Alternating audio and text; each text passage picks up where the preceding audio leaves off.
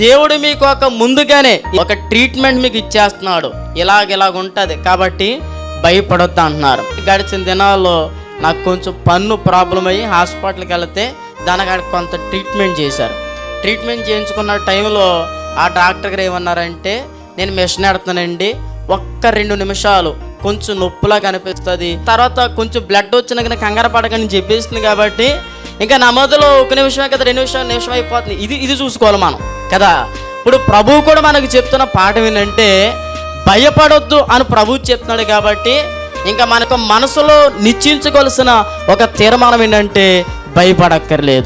కొంతమంది పిల్లలు ఏడుతున్నారు అనుకోండి, అమ్మ కావాలి, నాన్న కావాలి, తాత కావాలని ఏడుతున్నారు అనుకోండి, అమ్మ వచ్చి, నాన్న వచ్చి, తాత వచ్చి వాళ్ళకి పిల్లలకి ఎదురుగా వచ్చి ఏమంటారు? నేను వచ్చేసా అంటారు. అంతేనా? ఇప్పుడు యేసు ప్రభు నేను వచ్చేసాను అంటలా, భయపడకండి అంటున్నాడు ఆయన.